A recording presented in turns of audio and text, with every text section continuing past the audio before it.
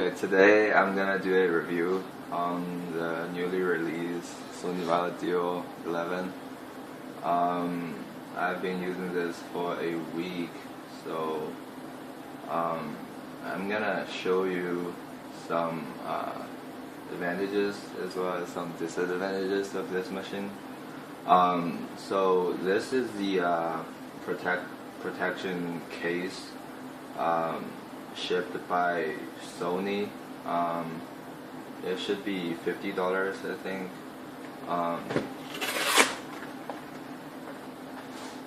As you can see in the computer, there isn't any slot for us to put our digitizer in there, so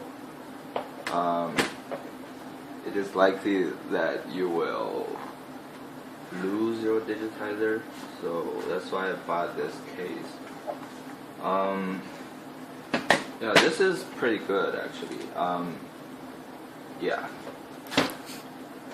So let's pull it up. As you can see, there are some wires exposed in such structure. This should be the cable connecting the LCD display, I would say. At first, I was worried maybe it would get, I don't know, damaged or something, but in later use, I found this structure quite sturdy, I would say. So there wouldn't be some problem using this.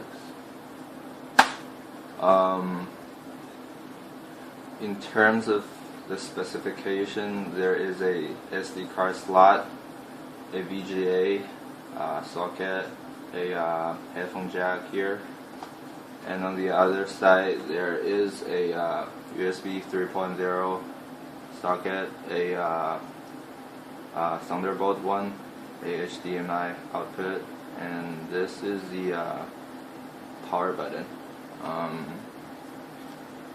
Yeah, and on the back, these are two volume keys.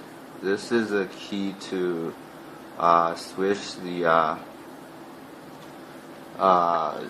between the horizontal and the vertical view. This is a key to open up the Sony Care program. Okay, let's try to get it up. Because it's using solid state drive, it takes only about 2 seconds to boot up. I would say that's quite impressive. So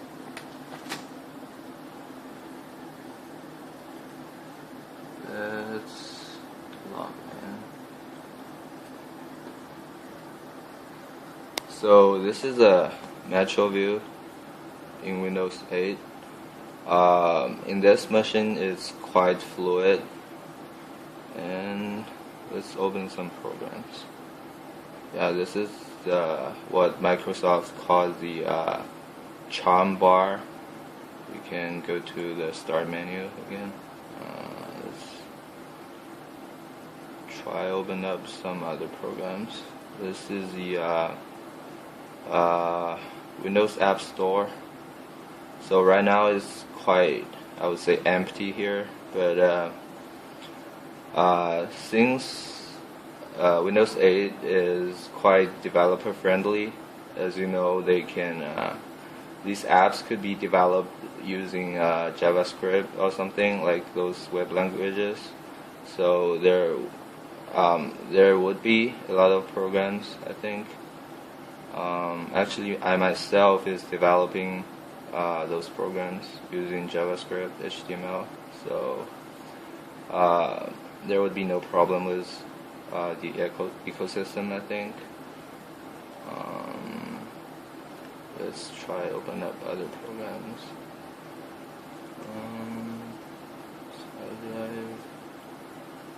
Games. As you can see, it's quite fluid when you're opening those programs. And you can switch between them. it's quite fluid, I would say, compared to those Android devices.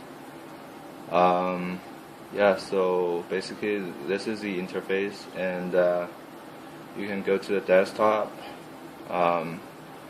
like what you're using when you are using Windows 7. Yeah. So I would say some people think there is a problem when sliding the screen, but I don't really see a problem with that. Like it feels really sturdy, and it's not really moving around when you're tapping the screen. That's quite a good design, I think. The other thing is the digitizer. As you can see, it's within the package, and Sony gives you a tab and actually a replaceable tip. So there is a built-in program called Note Anytime. I found it quite easy to use.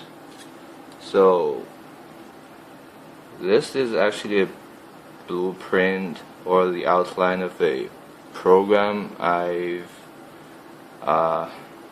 thinking of to implement or design. I did this with this pen. So basically, you can wait. Sorry about that. You can create a new note. These are the templates available. They're built in. Let's just try a blank one. Let's check. Okay, so I'll turn the auto rotation on. So now we are in a vertical view. How that digitizer works is basically you move your digitizer toward the screen. It will sense it, so you can put your palm on it. It will automatically detect your palm, so that's how that palm rejection works. There is actually something quite annoying. You can see that dot on the screen is not really aligned with my pen's tip, but if it's in the horizontal view, there is no problem with that. The thing is, I've adjusted my pen in the horizontal view, but it's not automatically adjusted when I turn it around. So we'll just try that in the horizontal view. So there is no problem writing when my palm is on the screen. And you can see there are two buttons on the pen. The first one is that when you're clicking it and circling those contents, you can move them around, and you can change style or remove it, cut and copy, and things like that. The other button on the top is the eraser. You can use it to erase what you have just written. So that is quite amazing application. Speaking of the digitizer, it actually senses your I don't know how hard you're tapping on the screen. Like if you do it slightly, it's actually very thin, but yeah, you can see how it works. So what else? the camera, the front camera as well as the rear camera. I remember if I'm correct, that should be 2 million pixels, I think. Actually, that doesn't work very well when you're taking pictures, but you won't be using it as a camera anyway, so that isn't a very big problem. Another thing many people are complaining about is the size of the keyboard. Because of the size of the whole thing, the keyboard wouldn't be very big, so it's not really the full size. At first, I think there could be some problems typing on it, but after a short while, you will get used to it. So, yeah. And another thing is the optical track here. It isn't that easy to use compared to the ThinkPad one. It's hard if you want to move the cursor in a long distance, but sometimes you gotta use it. Like when you're selecting text, you can't really touch on the screen to select them. When you really want to select those texts, you can use your digitizer. You tap down and move around. You can copy them, and when you tap down,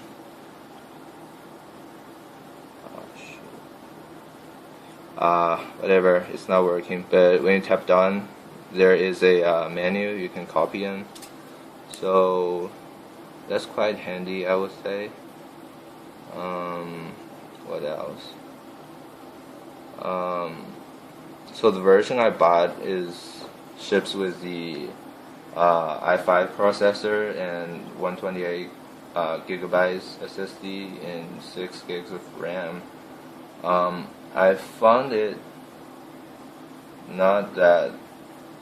not really enough when you wanna install a lot of programs. As you can see, I only installed some small programs, and I only have 53 gigabytes free.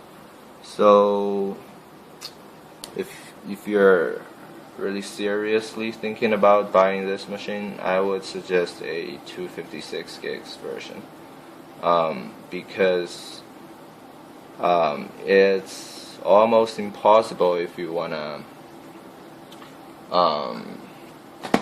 like add some memory there. You do have a option using SD card to expand your memory, but that's not really helpful. So yeah, some people also talks about the speed when you're rotating that screen and the response. They said the response isn't really fast, but I don't see the problem here.